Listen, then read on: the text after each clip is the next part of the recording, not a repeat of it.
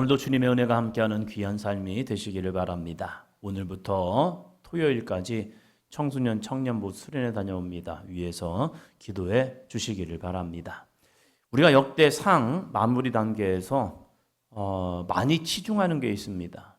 성경은 하나님의 감동으로 된 것입니다. 근데 하나님께서 성경을 기록하는 저자에게 감동을 주실 때에 선택적 감동을 줍니다. 의도가 있다는 거예요. 이 역대상하 말씀드렸던 것처럼 포로 귀한 민들에게 주시는 하나님의 거룩한 말씀입니다.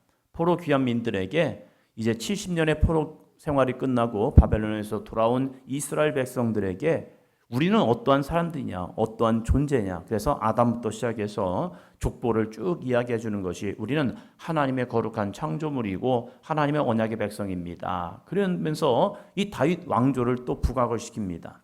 이 다윗 왕조를 부각시키면서 중점적으로 마지막 단계, 이제 역대상 마지막 단계에서 성전 건축에 대해서 굉장히 많은 이야기를 합니다. 이 성전 건축이 왜 중요하냐? 그들은 영적인 하나님의 백성이기 때문입니다. 출애굽기에서 강조된 게 무엇입니까? 여호와의 성막을 만드는 거죠. 이 성막이 있음을 통해서 그들은 하나님과 함께함을 누릴 수 있고, 그러면서 자기들은 하나님께 예배하는 제사장의 나라가 될 수 있다는 거죠. 성막이 없으면 제사를 어디서 드릴 겁니까? 아무 데서나요? 마음대로? 아니죠. 제사란 것은 하나님이 기뻐하시는 제사가 되어야 합니다. 그래서 하나님이 원하시는 대로 예배를 드릴 때에 그 예배를 하나님이 받으시고 그들은 하나님의 거룩한 백성이 될 수 있습니다. 또 율법이죠. 율법을 통해서 그들은 거룩한 백성이 되어집니다. 말씀 없는 삶은 거룩이 없습니다. 그저 미신과 같은 거죠. 그저 하나님께 제사를 하고 복을 받기 원하는 그런 기복주의 신앙인데, 율법이라는 것이 있음을 통하여서 그들은 세상 가운데 구별된 삶을 살아가요. 그래서 말씀이 있는 사람은 구별된 삶을 살아가지만 말씀이 없는 삶은 자기 마음대로 신앙생활하면서 자기가 잘하고 있다고 착각을 하고 있습니다. 그래서 말씀의 교육은 너무 중요합니다. 이 성전 건축을 이제 다윗은 솔로몬에게 명령을 하면서 이제 그 안에서 구성된 사람들, 레위인들이죠. 그 레위인들이 다시 돌아와서 이 성전을 지켜야 함을 이야기하고 있습니다. 왜 우리는 망했을까? 역사를 되돌아보면서 유다 사람들은 이 생각을 합니다. 왜 우리는 망해서 70년의 포로 생활을 했을까? 그것은 우리가 하나님을 잘 섬기지 못하였기 때문이다. 그러면 이 땅의 회복, 자신들이 포로에서 돌아와서 이 땅을 보니까 회복의 여지가 별로 없어요. 그러나 하나님은 없는 것 가운데서 있게 하시고 하나님은 무에서 유를 창조하신다. 이 믿음을 가지고 나아가면 하나님은 반드시 이 나라, 이 백성을 회복하실 것이다. 그 회복의 첫 단추가 바로 성전이라는 거예요. 그래서 성전의 레위인들을 모읍니다. 이제 성전의 레위인들을 모아서 다윗이 모아서 회복한 게 있습니다. 무엇입니까? 첫 번째는 성전을 보살피는 일이었죠. 레위인들의 대부분을 성전을 보살피는 일을 하게 했고 또 관원과 재판관으로 삼았어요. 이 관원과 재판관으로 삼았다는 건 무엇입니까? 율법을 알아야 재판을 할 수 있다는 거예요. 이스라엘은 신정국가입니다. 하나님의 말씀으로 세상을 통치하는 것, 이것을 신정국가라고 이야기합니다. 그러니까 백성을 다스리기 위해서, 백성을 재판하기 위해서 필요한 것은 세상적인 지혜가 아닙니다. 하나님의 말씀입니다. 그 말씀 가운데 벗어나면 죄고 그 말씀 가운데 들어오면 합법한 모습인 거예요. 그래서 그들의 이 법의 근간은 율법입니다. 그래서 레위인들이 율법을 연구하고 율법을 가르치면서 그들을 재판하고 있다는 거예요. 그래서 관원과 재판관으로 삼았고 또 세 번째 모습을 보면 문지기, 문을 지키는 일. 이 문이란 것은 다른 게 아니죠. 성전의 문을 지키는 일이죠. 무려 4,000명이나 들어갑니다. 또한 찬양하는 일, 어저께 말씀드렸죠. 이스라엘 백성들 가운데 레위인들이 해야 할 일은 찬양하는 일. 그래서 성전에 들어오면 찬양 소리가 흘러나옵니다. 그 찬양 소리를 통하여서 성도들은 함께 믿음의 고백을 하고 하나님께 영광의 예배를 드립니다. 이것이 바로 레위인들이 해야 할 모습이죠. 교회에서 찬송의 소리가 넘쳐나는 교회는요, 반드시 부흥합니다. 그러나 회의 시간이 늘어나는 교회는요, 부흥이 아니에요. 인간의 생각이 앞설 뿐입니다. 그래서 우리는 하나님께 영광을 돌려야 합니다. 오늘 26장에서는요, 고라 자손 중에서 문지기들을 세웁니다. 그 문지기들 중에 익숙한 이름도 있죠. 26장 4절입니다.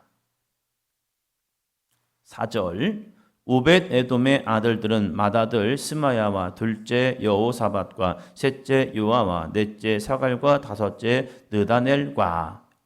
익숙한 이름이죠. 오벳 에돔. 다윗 왕이 여호와의 이 언약궤를 가지고 올 때에 우사가 죽음을 통해서 오벳 에돔의 집에다가 그냥 여호와의 언약궤를 갖고 가게 합니다. 왜? 잘못 가져가는 데가 죽을 것 같아가지고. 그런데 이 오벳 에돔의 집에 3달이 있는 동안 그 집을 하나님이 복을 주십니다. 하나님의 언약이 있는 곳, 하나님의 말씀이 있는 곳, 그 가정은 복된 가정이 됩니다. 우리가 엘리사의 사건도 알잖아요. 수넴 여인이 엘리사를 극진히 대접합니다. 참 보기 드문 일들이죠. 과거 한국 교회도 이제 교회들이 세워질 때에 목회자들을 자기 집, 사랑방이나 자기 집에 모셔드리고 그분들을 모셨던 가정들이 있습니다. 그 가정들 하나님이 반드시 복을 주셨습니다. 어떻게 하나님의 언약궤를 섬기느냐? 주의 종들을 섬기는 데 있어서 하나님이 많은 은혜와 복을 주셨지요. 이 오벳 에돔도 마찬가지예요. 여호와의 언약궤를 잘 보관함을 통하여서 하나님의 그곳에 복을 주심으로 다윗이 그렇구나. 하나님의 언약이 있는 곳, 하나님의 말씀이 있는 곳은 하나님이 복을 주시는구나. 그래서 이 예루살렘으로 가지고 올 이유가 뭐냐면 예루살렘이 복되면 온 나라가 복될 것이라는 믿음의 소망이 있었기 때문에, 또한 내 통치는 나의 통치가 아니라 하나님의 통치가 되어야 한다. 그래서 말씀의 토대를 댄 이스라엘을 통치자가 되어야지, 이 믿음을 가지고 수도로 이 언약궤를 가지고 오려 하였습니다. 이 오벳 에돔의 하는 일은 무엇이냐? 26장에 보니까 그는 문지기였다는 거예요. 문지기. 우리로 말하면 마당새지요. 이제 양반댁에 가면 문칸 옆에 이 문을 지키는 사람들이 있죠. 그래서 누군가 들어오면서 이리 오너라 하면요, 그 문간방에 있다가 휙 나와가지고 누구십니까? 라고 하면서 물어봅니다. 그러면 그 사람이 자기를 이야기하죠. 나는 누구누구다 라고 하면요, 그 문을 열어주기도 하고, 나는 누구누구야 하면 잠깐만요, 기다리십시오, 주인님께 물어보고 오겠습니다 해서 사람을 무조건 들여오는 게 아니에요. 거기에서 1차 검문이 주어지죠. 그래서 들어올 만한 사람인지 아닌지를 주인에게 묻습니다. 어느 마을에서 누가 왔다는데 주인님 어떡할까요? 얼른 들여보내라. 알겠습니다. 그래서 막 가서 들여오기도 하고, 상관없는 사람 같다, 그냥 들여보내지 말아라 하면요, 우리 주인님이 당신을 만나지 않기를 원합니다 하면서 거부해버립니다. 문지기라는 것은 들어오고 나가는 것, 그리고 들어올 사람과 들어오지 말아야 할 사람, 들어올 물건과 들어오지 말아야 할 물건을 구별하는 것, 이것이 문지기죠. 문지기는 그냥 아무나 하는 게 아닙니다. 그 집안의 사정을 알 때에 온전한 문지기의 삶이 될 수 있습니다. 요즘 건강에 대한 이야기도 참 많죠. 건강에서 중요한 게 무엇입니까? 먹어야 할 것과 먹지 말아야 할 것, 이 두 가지를 잘 구별해서 잘 먹을 때 건강이 오는 거죠. 안 좋은 이유가 무엇입니까? 잘못된 것, 먹지 말아야 할 것을 많이 먹으니까 몸에 적신호가 일어나는 거죠. 영적인 삶도 마찬가지입니다. 이스라엘이 우상 숭배한 이유는 한 가지입니다. 문지기들이 역할을 감당하지 못했기 때문에 그래요. 들어오지 말아야 할 물건들, 우상의 제물들이 들어왔고, 우상의 문화가 이스라엘 가운데 들어옴을 통해서 그들은 우상 숭배자가 됩니다. 특별히 솔로몬, 바로의 딸을 아내로 얻고 이방 여인들을 아내로 얻음을 통해서 그들이 이스라엘 안에 들어와서, 특별히 예루살렘에 와서 우상 숭배를 하고 있는 거예요. 그것을 통제하지 못했습니다. 누가요? 문지기들이요.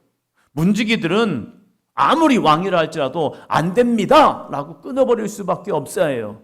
그러나 왕이니까 하면서 점점 받아들이기 시작한 거예요. 자, 봅니다. 26장 12절입니다. 오늘의 말씀입니다. 이상은 다 문지기의 반장으로서 그 형제처럼 직임을 얻어 여호와의 성전에서 섬기는 자들이다. 여호와의 성전에서 섬기는 자들이지 백성을 변호한 자가 아닌 거예요. 하나님의 입장에서 하나님의 말씀의 토대를 가지고 들여와야 할 것, 들여오지 말아야 할 것, 이것을 구분하는 자들입니다. 기준은 무엇입니까? 하나님의 말씀입니다. 왜요? 이것은 성전이기 때문이에요. 내가 볼 때는 이거 괜찮으니까 들여와도 괜찮겠네. 내가 볼 때는 이건 되게 안 될 것 같아. 내 기준이 아니에요. 성전 문지기의 기준은요, 오직 하나님의 말씀입니다. 그래서 말씀을 알아야죠. 말씀을 아는 자가 누구입니까? 레위인들인 거예요. 그래서 어떻게 보면 별거 아닌 것 같은데 너무 중요한 것이 바로 이 성전 문지기라는 거예요. 이 성전 문지기가 작동을 잘하잖아요. 그러면 이스라엘은 거룩한 삶을 살았습니다. 그러나 이 성전 문지기가 역할이 잘 안 되니까 수많은 죄악된 문화가 들어와서 에스겔의 환상처럼 성전 안에서 수많은 우상 숭배가 자행되었다는 거예요. 그러면 오늘 우리들의 삶은 어떻습니까? 내 안에 이 영적 문지기는 잘 작동하고 있습니까? 우리는 다 볼 수 있어요. 그러나 다 보는 순간 나는 타락합니다. 우리는 많은 걸 들을 수 있습니다. 그러나 들어야 할 것과 듣지 말아야 할 것, 이것을 구분이 안 되면요, 열이 받치는 거예요. 저도 가끔 가다가 이 정치가 그래서 듣고 보면 참 재미있어요. 근데 거기 듣다 보면요, 화가 나요. 이쪽 저쪽 다 들어도요, 화가 나요. 이게 도대체 무슨 얘기야 도대체. 때로는 사실 아닌 걸 들으면서 속에서 열불 날 때도 있어요. 그때 작동을 해야죠. 그만 봐야겠다. 이거 보면 안 되겠다.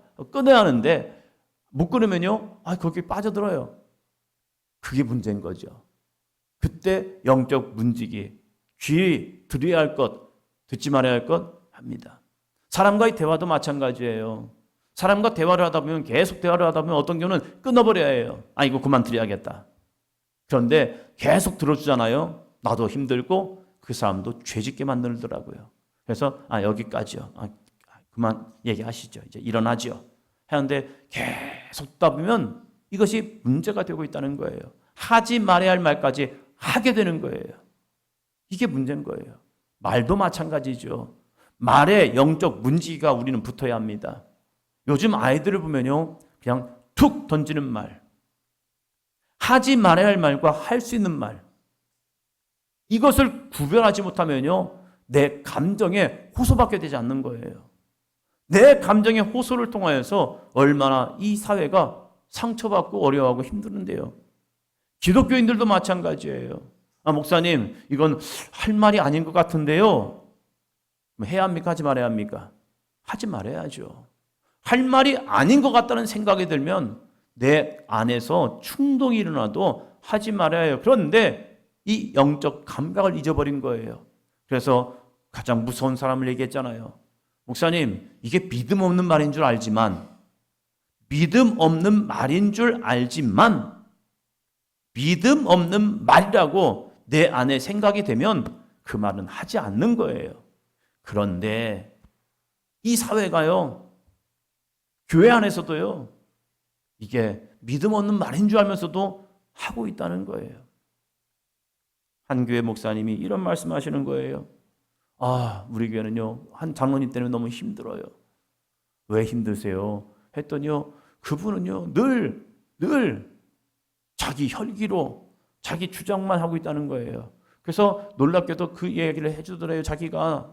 본인이 자기 집에서 자기 아내 권사님이 당신은 왜 이렇게 하느냐, 하지 말라고 한다 하면서 자기를 통제를 하려고 한대요. 그래서 자기가 그랬대요. 그럼 내가 아니면 누가 하냐고, 내가 있어야 이렇게 되는 거라고 하면서 그것이 자기가 의로운 것처럼 자기 아내가 그렇게 좋은 말을 해줌에도 불구하고 자기가 못된 짓을 함에도 불구하고 그 못된 짓을 해야 이게 교회가 좌우가 바로 서가지고 이렇게 된다고 하면서 그 얘기를 또 하더래요.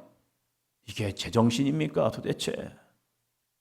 머리와 이 행동이 진짜 따로 돌면서 내가 지금 어느 길에 서 있는지, 의인의 길에 서 있는지 악인의 길에 서 있는지를 자기가 알매도 불구하고 그 악한 일을 하는 것이 자기가 옳다고 생각하고 살아가는 그러한 모습도 있더라고요. 그러면서 분통이 터지는 거예요.